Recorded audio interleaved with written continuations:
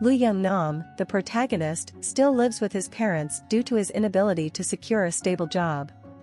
During his school years, he was a role model, bright, athletic, and an active member of the climbing club. However, these days, his interests are limited to working out on pull-up bars, earning him a reputation as the neighborhood oddball.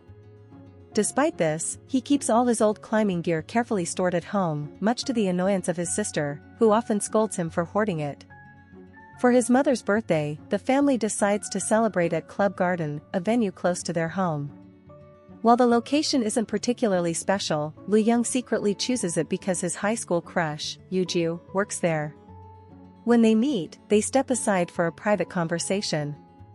Yoo-ju, surprised, assumes Lu Young has been avoiding her ever since she declined his invitation for a date years ago.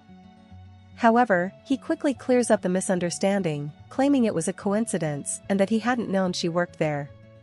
To impress her, he casually mentions his managerial position at a prominent company, highlighting the changes in his life. The evening takes an unexpected turn when the establishment's manager dismisses the staff early, leaving only him and Yoo-ju behind. However, as the other guests leave, the manager begins showing unwelcome attention toward Yoo-ju, making her visibly uncomfortable. She skillfully deflects his advances, maintaining a professional boundary. Meanwhile, outside, a car malfunctions, its key breaks in the lock, and several valves are accidentally opened. Strange smoke escapes, quickly spreading through the streets. The gas has a bizarre and immediate effect on those who inhale it. Within minutes, chaos erupts as the gas engulfs the area, reaching Club Garden. A gas canister crashes into the venue's wall, prompting guests to flee in panic. Amid the commotion, Yoo-ju urges everyone to stay inside, but Lu Young rushes to find his sister, who's trapped in her car. As she tries to escape, she trips and inhales several gulps of the toxic air.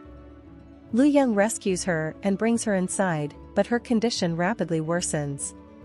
While the gas spreads across the city, Lu Young's father downplays the danger, insisting they leave. Suddenly, an emergency government broadcast urges everyone to climb to higher ground and await military assistance. In desperation, the group rushes to the rooftop, but they find the door locked, and the manager doesn't have the keys. A few people go downstairs to search for them, but it's revealed the manager had hidden the gas masks. When he realizes others plan to descend, he reluctantly retrieves some of the masks and opts to stay put.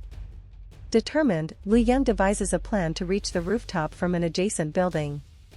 Tying a rope around his waist, he runs and jumps to the other roof. He secures the rope, but runs out of slack, forcing him to free climb the rest of the way. His climbing skills, honed during his school days, save the day as he opens the door and allows everyone onto the roof.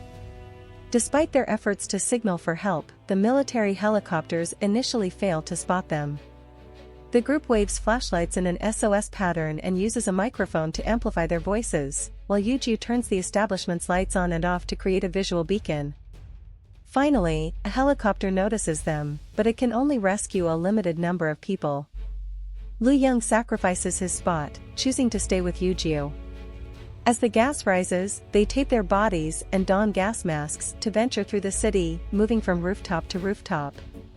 When their masks' filters run out, Lu Young uses his climbing expertise to set up ropes between buildings. At one point, they are saved by a drone broadcasting their rescue live, inspiring global viewers to rally for their survival. The situation grows dire when the drone malfunctions, and the two nearly fall from a precarious rope bridge.